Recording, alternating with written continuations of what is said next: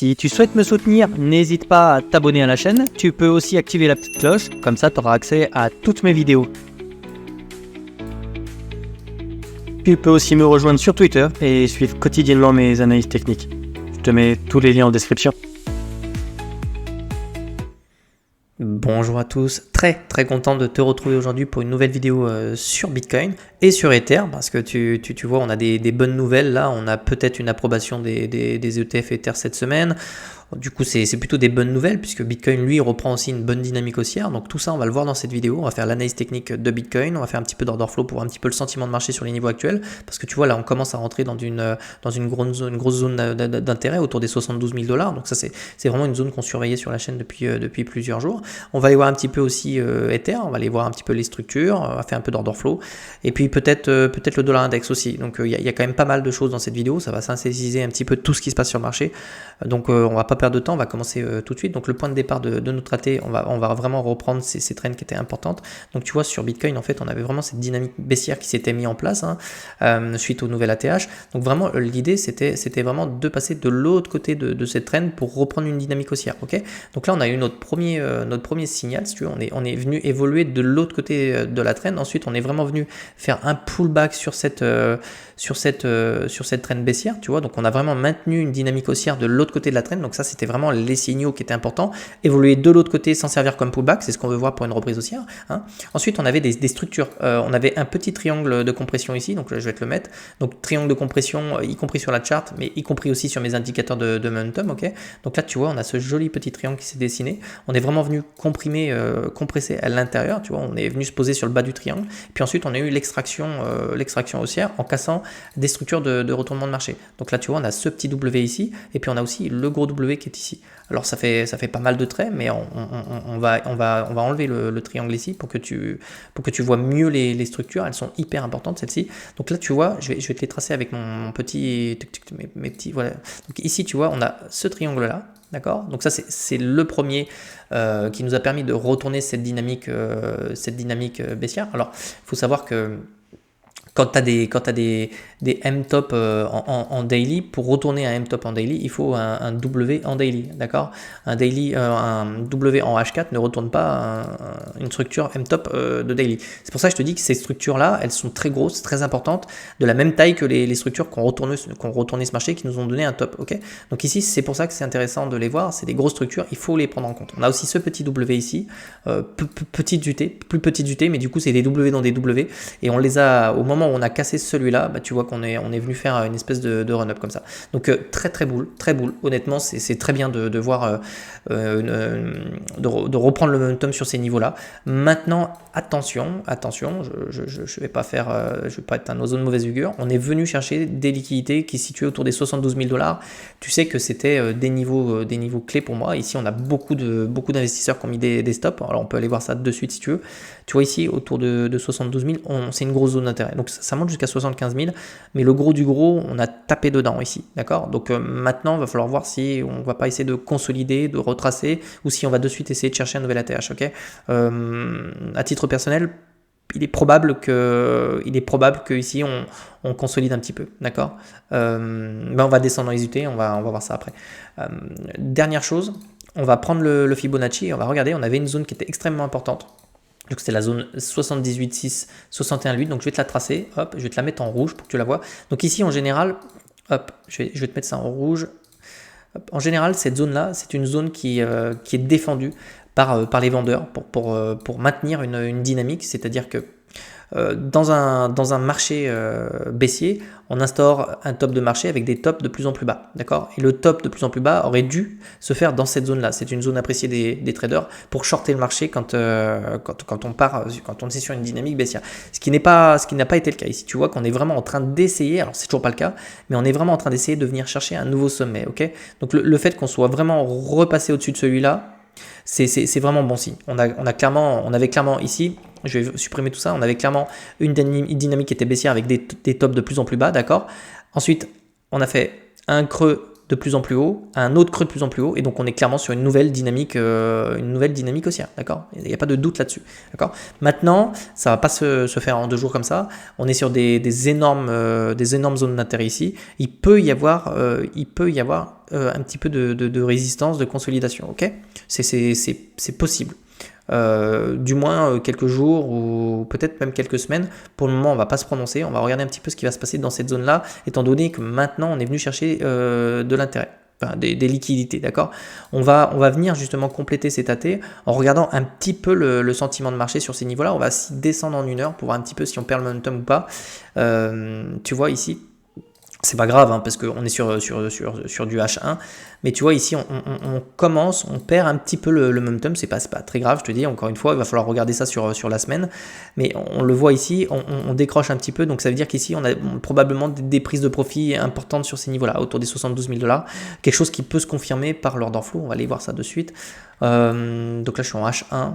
Qu'est-ce qu'on voit sur H1? Donc on a eu pas mal de longues ici, tu vois. On a beaucoup de ce qui était différent jusqu'à maintenant, c'est-à-dire que ici sur les niveaux autour des 60 000 $, on avait beaucoup de shorters et là on commence à retrouver de l'intérêt, je dirais pour long le marché.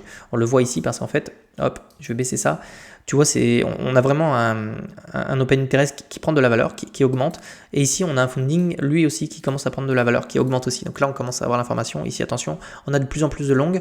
On a liquidé ici tous les shorters qu'on n'avait pas liquidés. Rappelle-toi dans la vidéo, la dernière vidéo que je t'ai faite, je t'ai dit, pour moi, tu vois, ici, on n'avait rien du tout. On n'avait pas forcément liquidé énormément de shorters sur ce mouvement-là. C'est-à-dire que sur ce mouvement-là, pour moi, on n'était pas venu déclencher les stops des shorts. Maintenant, c'est chose faite. On commence vraiment à taper dedans. Raison de plus pour se méfier. On a un funding également qui reprend. On a un funding et un open interest qui reprend de la valeur. Donc ici, attention, ça peut nous inviter à la consolidation ou peut-être un petit retracement, un petit pullback, quelque chose comme ça. Intéressant de voir ça. C'est-à-dire que je vais passer en H4. Et ça devrait se voir aussi en H4. Hop, voilà. Donc ici, tu vois, c'est marrant parce que sur ces niveaux-là, je vais prendre mon rectangle. Hop, sur tous ces niveaux-là, on avait plutôt des gros portefeuilles qui avaient tendance à ne plus rien faire, voire carrément à racheter un tout petit peu. On le voit ici sur cette courbe verte ici, tu vois. On montait un petit peu, on avait quasiment plus de volume de vente. A contrario, les petits portefeuilles, qui est la droite jaune ici, enfin vert jaune, enfin je sais pas si tu vois, vert clair, elle faisait que baisser. Donc ici, en fait, on a vraiment les petits portefeuilles, les retails et tout, qui avaient tendance à vendre leur BTC, ok, tandis que les gros portefeuilles avaient tendance à ne rien faire, voire à un petit peu en racheter. Et là, clairement, on a une accélération baissière, c'est-à-dire qu'on a des gros portefeuilles sur les niveaux actuels là qui prennent des profits. Ok, c'est pas vraiment ce qu'on veut voir, mais je le vois, donc je te le dis. Donc ici, attention sur les niveaux là, on pourrait peut-être revenir chercher les 67 000 $ sans pour autant remettre en question la tendance de fond qui est haussière sur le mouvement daily voire weekly. Ok, donc on le voit, c'est flagrant ici. Intéressant de voir qu'on a des gros portefeuilles qui prennent des profits sur les niveaux actuels, ce qui est plutôt normal étant donné que, je te l'ai dit ici, on est sur des zones d'intérêt extrêmement importantes, au-dessus d'une zone Fibo aussi également importante. Ok, voilà, donc attention, on va devoir surveiller ça, c'est plutôt beau de voir ça, mais je pense qu'on peut encore consolider ou voire carrément se retrouver en fait dans un énorme range. C'est pas impossible, mais ça pareil, il va falloir être patient pour le voir. On peut évoluer à l'intérieur de ce rectangle là encore pendant un petit moment. Ok. Également, j'ai l'impression que ouais, on est quasiment sur le point de diverger de façon baissière, c'est-à-dire que le momentum qu'on a pris là est beaucoup plus faible, beaucoup plus petit que le momentum qu'on a eu quand on est arrivé sur ces niveaux-là. Mais ça veut rien dire. Enfin, pour le moment, j'en tiens pas compte, mais ça commence à se dessiner. Tu vois ici, on avait vraiment cette grosse divergence haussière. On le voit ici, hein, sur tout ce mouvement baissier. Donc, on s'attendait à une reprise. Maintenant qu'on l'a eu, on a retrouvé des niveaux d'intérêt extrêmement élevés également sur MACD. Ok, sur ces niveaux-là. Donc c'est très beau, très intéressant. Maintenant, attention, on pourrait très bien revenir chercher des zones d'intérêt un petit peu plus, voilà. Je serais pas étonné, par exemple, sur cette grosse structure, qu'on puisse consolider et revenir chercher ce niveau-là pour aller chercher un nouvel ATH derrière. Ok. Je m'attends à des structures. Voilà, mon point de vue, c'est des structures. Ok. Bien qu'on puisse directement aller péter l'ATH, pour le moment, je vois plutôt des prises de profit, une grosse prise de liquidité sur ces niveaux-là, et j'ai tendance à penser que bon, on va voir aussi ce qui va se passer avec les ETF d'Ether, on va en parler là tout de suite. Donc si je vais résumer cet AT, c'est très intéressant de voir qu'on a retourné cette dynamique baissière avec des structures de retournement haussière. On a des signaux qui sont intéressants d'un point de vue fonda. On a un BTC qui reprend clairement du momentum ici, presque sur des excès en fait sur ces niveaux-là. Ça invite peut-être à la consolidation ou au moins à de la structure. Ok, voilà, c'est mon point de vue quand je vois. Alors évidemment, tu le connais, mon point de vue c'était principalement d'essayer de chercher un long sur ces niveaux-là. Maintenant, sur ces niveaux-là, on peut éventuellement chercher des shorts. Quoique moi j'ai tendance à pas shorter des marchés aussi en fait. J'ai plutôt tendance à me fier à la tendance. Mais certains peuvent le faire sur ces niveaux actuels. C'est pour ça que je te dis, prudence, on pourrait consolider et retracer un petit peu. Je pense que c'est intéressant d'aller voir Ether maintenant. Je pense qu'on a vraiment fait le tour sur BTC. En attente de structure, comprend. Alors ça c'est beau, c'est vraiment beau. De toute façon, on soupçonnait le trap ici. Pourquoi? Parce qu'ici on avait vraiment un Ether qui cherchait support sur son RSI. Là tu vois, on est vraiment venu consolider sur cette zone de support, alors même que la dynamique sur Ether était complètement baissière. Enfin, je veux dire, ça c'est une dynamique qui est clairement baissière. C'est ce qu'on pourrait appeler un bull flag, c'est-à-dire c'est un retracement baissier pour aller retrouver un nouveau sommet derrière.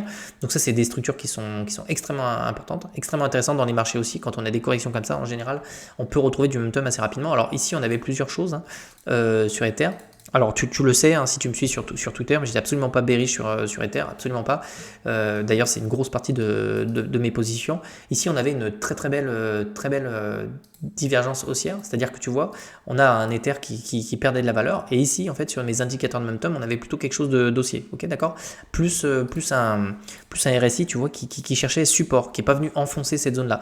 Donc, on avait plusieurs informations qu'ici, il se passait, d'un point de vue technique, il se passait des choses, ok, il se passait des choses. Le prix n'était pas en accord avec le momentum, d'autant plus que, je le redis, Ether, c'est quand même bull. Ici, depuis que son code a été mis à jour, on a vraiment, avec The Merge, on a vraiment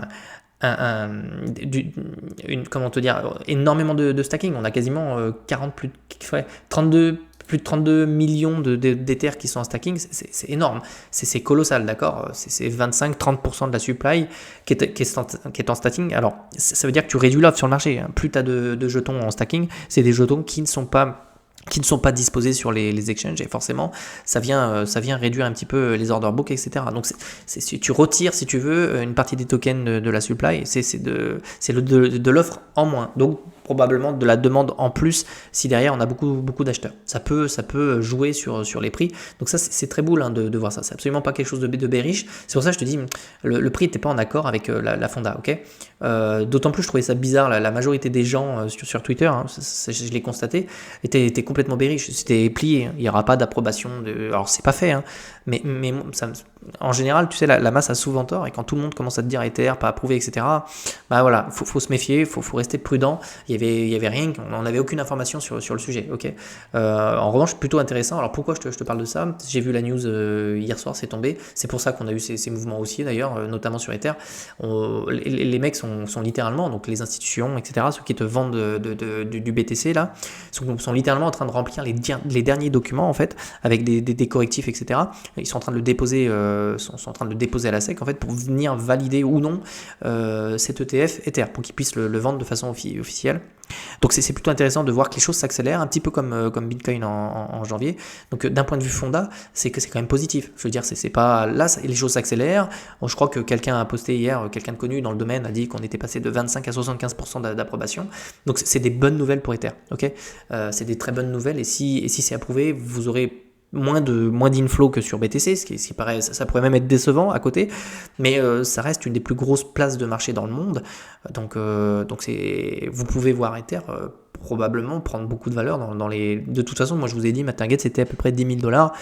Tant qu'on n'est pas à 10 000 $, j'estime qu'on n'a pas terminé ce cycle haussier. Okay, en tout cas, c'est des targets que je me fixe en tête pour plusieurs raisons.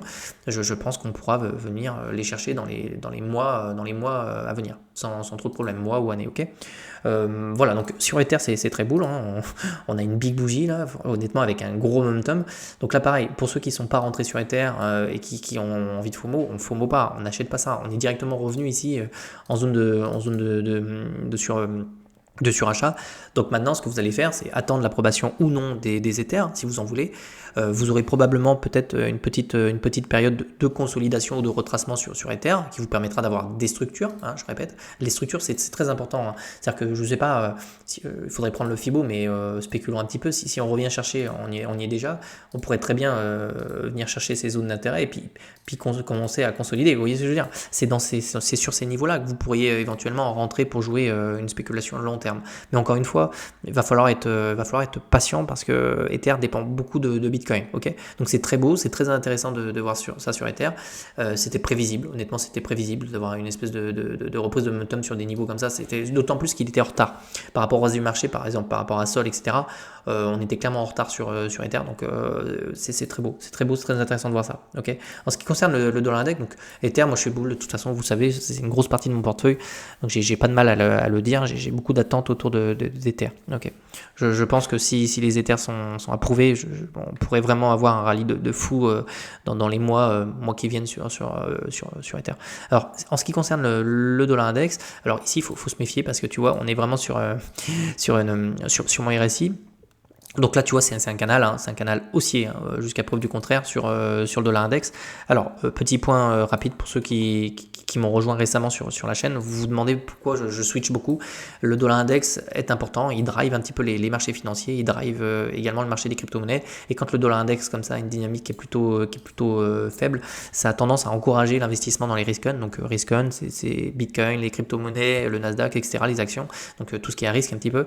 Et là, ici, tu vois, on a un dollar index qui perd de la valeur, qui a perdu son momentum ici depuis un petit moment. Et c'est ce qui nous permet sur Bitcoin de reprendre un peu de la force. Ok. En revanche, attention ici, tu vois, on est venu chercher le bas de la trend. Donc je te l'ai dit tout à l'heure, mais les traders aiment jouer ce genre de choses en long. Ok. C'est des points d'entrée qui sont extrêmement importants pour les traders en fait. Donc les bas de range ou les hauts de range pour jouer la réintégration. Donc c'est-à-dire que ils shortent le haut pour aller venir long le bas, etc. Donc ils sont patients les mecs, mais c'est des positions qu'ils prennent. Et ici, tu vois, on est sur des positions qui se longuent. Ok. Donc là encore, ne crions pas victoire pour BTC, on est sur un niveau extrêmement important pour le dollar index. Si vraiment on veut avoir des confirmations haussières sur Bitcoin, il va falloir casser cette trend baissière. Enfin, cette trend haussière, d'accord? Il va vraiment falloir venir la casser franchement, tu vois, venir faire un petit pullback comme ça, et puis repartir. Tu vois ce que je veux dire? C'est des patterns. Si tu veux voir un Bitcoin qui prend fortement de la valeur dans les prochaines semaines, dans les prochains jours, il va falloir casser sur le dollar index. Tant qu'on n'a pas ça, et pour l'instant, on n'a pas ça, clairement on n'a pas ça. On a même, j'ai même l'impression qu'on commence à essayer de reprendre le momentum sur MACD, c'est pas fait. On est toujours sur quelque chose de fragile, tu vois. On est clairement sur une dynamique baissière. Donc on manque encore de temps, et c'est quelque chose on pourrait résoudre peut-être à la fin du mois de mai, début juin, d'accord? Il nous manque encore des structures, il nous manque encore un peu de temps pour ça. Donc ne crions pas trop victoire, c'est beau ce qu'on voit sur les crypto-monnaies, c'est génial de voir des approbations sur Ether, etc. Mais attention, je le répète, l'été arrive. L'été, souvent, c'est propice à de la consolidation, pas tout le temps, mais souvent. Et on a ce dollar index qui nous menace toujours sur le bas de son range. Ok, enfin de ce range, c'est oblique aussi. Donc surveillons ça. Et puis de toute façon, quoi qu'il arrive, je vais continuer à mettre à jour tout ça dans la semaine. On va regarder. Ce serait intéressant de voir un petit peu l'impact des ETF sur le marché et sur Ether. D'accord, ça va être intéressant. Donc on va le voir ensemble. Dans la semaine. Sinon, ça fait du bien de revoir un petit peu du vert et des structures haussières comme ça. Mais je pense grosso modo qu'on peut continuer à consolider sur ces niveaux-là, ok, avant de clairement s'affranchir du sommet. Donc il va falloir encore être un petit peu patient parce qu'on est quand même sur des niveaux d'intérêt qui sont particulièrement élevés. Mais de toute façon, on voit ça dans la semaine, on va continuer à observer tout ça. Je te souhaite de passer une excellente journée et puis je te dis à bientôt. Allez, ciao.